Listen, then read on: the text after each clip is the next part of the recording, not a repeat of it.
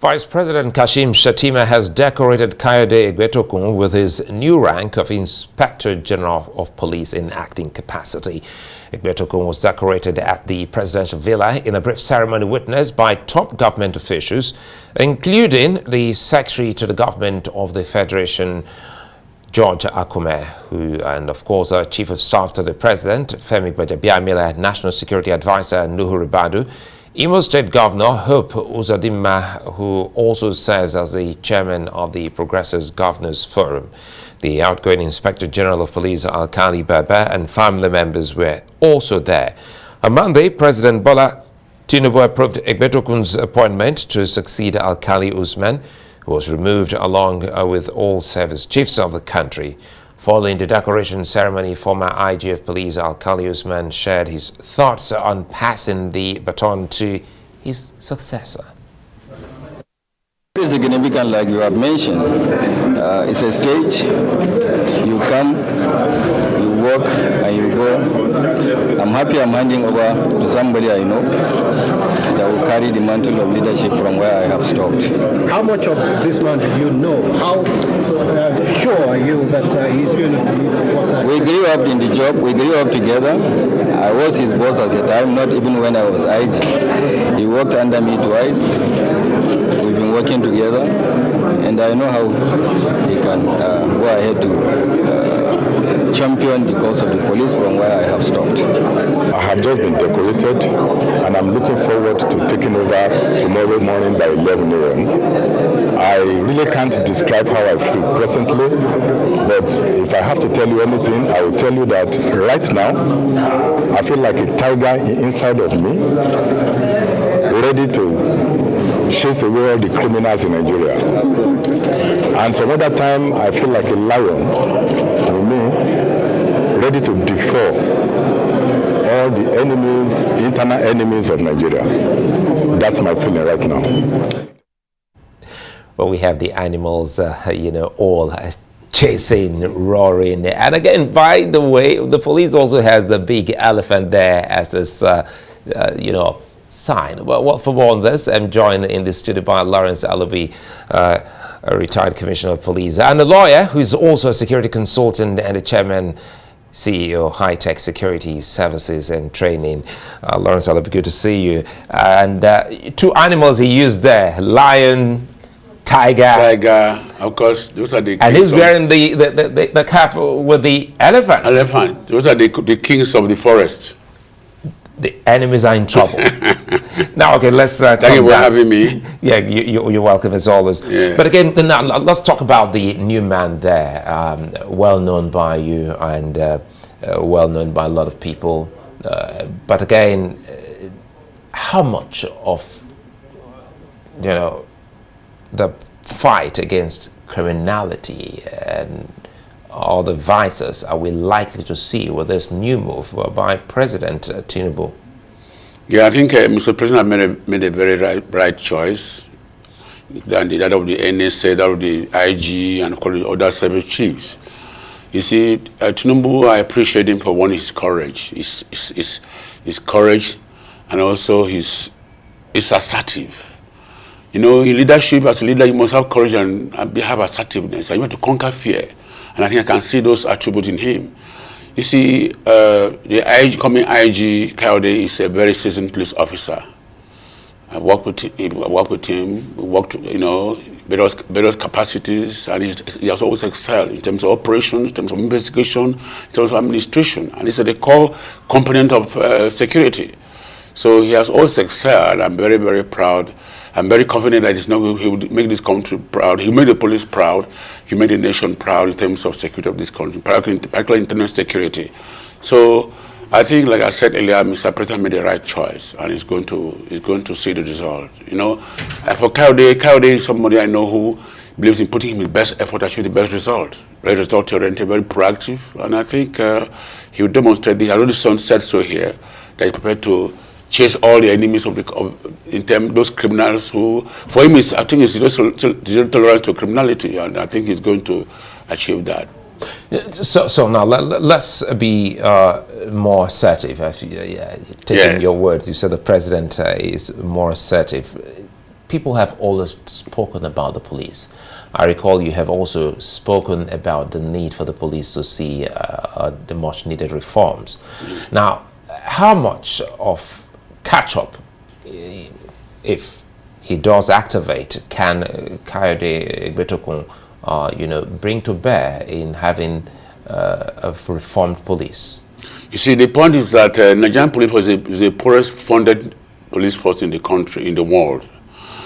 Before now, the police were well funded, but during the past administration, the police have been not been properly funded, and it has actually impacted negatively on the security of the internal security of this country. So I'm sure that IGP Kayode is, I think IGP Kayode is a man with a trustworthy character. And you see, when somebody is trustworthy, what he believes is in rendering service, in putting his best effort. And again, leadership determines followership. When you have a dynamic leader who is dynamic, who is purposeful, who has those attributes to lead, to empower, not just who he controls and who dominates. But I think he has those attributes, and I think he will excel. Again, the important point is that the problem is that police reform is not only just small screen something. It is something that has to be realistic based on the needs. Reforms are predicated on needs, the challenges, prevailing challenges, and that is what that should be anchored on. In terms of operation, for instance, in terms of the strength today, Nigerian police force is greatly depleted, and for the past years back, there been that conflict between the Police Service Commission and the police management, and that has actually impacted negatively on the police. And I think with this IG, and again, the chairman of Police Service Commission is a man too who has a passion for policing and law enforcement. IGP, Dr. Arase, Solomon Arase, I think there will be that collaboration. There will be no need for conflict or contention.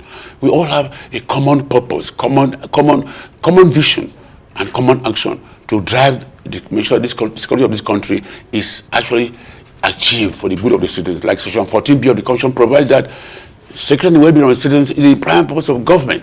So all agencies at this time of our political history, where our security challenges have become very challenging, I think all of us should put our hands together and see what we can do to add value, what we can do to make a difference, and what we can do to make a mark. Not just contention, like Mr. President, I was happy when I saw him giving the security agency the rules of engagement. That this is not a time for contention, rivalry, or who is superior, who is, and so forth. You need to work together at fingers of one hand, because we have a common purpose, serving the same country, the same government, and the same Nigerian society. Now, speaking of which, when we talk about reforms, first we have to talk about the recruitment process. Sure. And I'm quite sure you're also bothered about how that should go. Tell us how the police recruitment process is at the moment, so that at least we can have a sense of the kind of reform we hope to see. Yeah, I can tell you what ought to be and what is now. Absolutely. What ought to be is that there should be, you go through the process, and you meet all the criteria. I went through it as a police constable in Ikeja, and in '68. I was recruited as a police constable. And I went through the process. You have to do the process, meet all in terms of height, in terms of physical structure, in terms of medical, and you have to do an exam and succeed in that exams. And you're found worthy to be a police constable or a police recruit. But today, because of unnecessary political control, you see, the police need to be insulated from unnecessary political control. When IG is going to do any recruitment now, or the Police Service Commission, you see lists from politicians. Even those are not qualified in terms of height, in terms of intellectual capacity, in terms of the physical fitness. So there's external interference. Yes, in the recruitment process. It's unhealthy. If they allow the IG, the police service, to do the screening in line with the laid down principles and procedures, we have wonderful policemen. Because we don't have the psychological. Right now, we're introducing emotional intelligence as a key factor of the way to develop and equip police officers in policing and law enforcement. So they should give the police, that the IGP and the Police Service Commission, the free hand. Politicians should not they are overbearing in police administration and police control, and which is not very healthy. You know, one sore point Nigerians will want you to address is, today you're a lawyer, even though you started as a constable. Yeah, I'm also a sociologist. And Solomon Ara said today is a PhD holder. I'm also a master degree holder in development studies. So, how is it that in all of this, looking at the crop of policemen and women we have, it still does not trickle down, you know, some of the officers and men, for instance, in terms of attitude, in terms of even cleanliness? I recall then someone said, you give a policeman, a police unit, a vehicle, in the next few weeks is all battered, and the same time that you give to other arms, like the Navy and the Air Force, you see the same, and you go to the police barracks, it's an eyesore.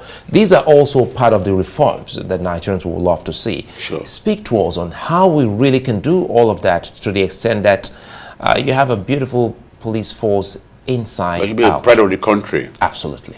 You see, the police, the long neglect of the police is the cause of all these problems. Like training, for instance. An untrained policeman is a liability to the force and to the country and the society. An untrained policeman. Training is a continuous process, even on the job training, and also you go to the institutions. But for so many years now, because of lack of funds, there's no training being carried out.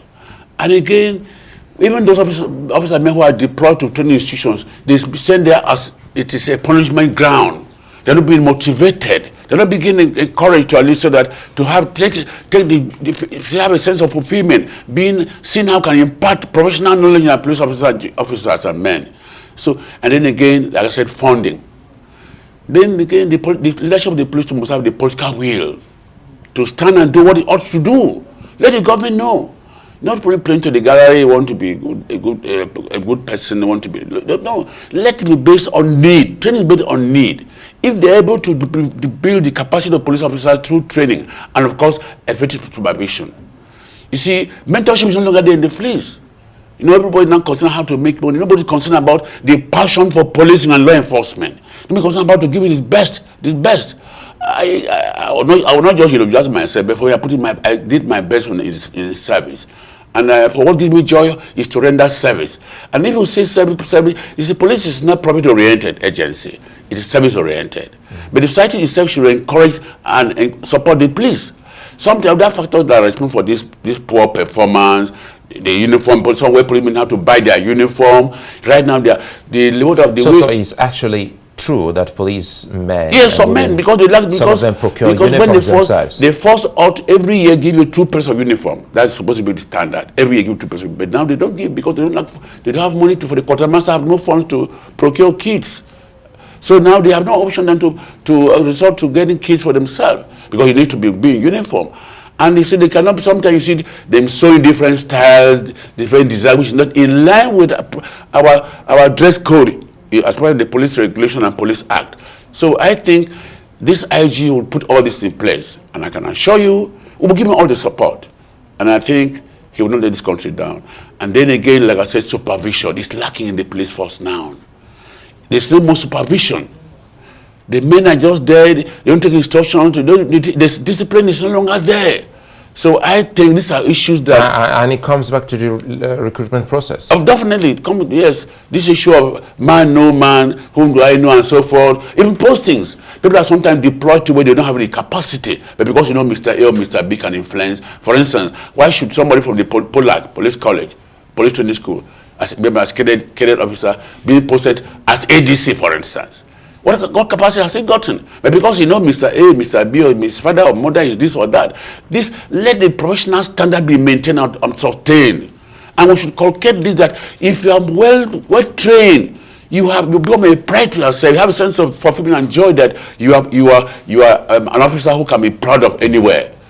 The Nigerian police force are excelling at the global level, international level. I was in charge of federal operations for 5 years, and I was in charge of peacekeeping, and we always excel.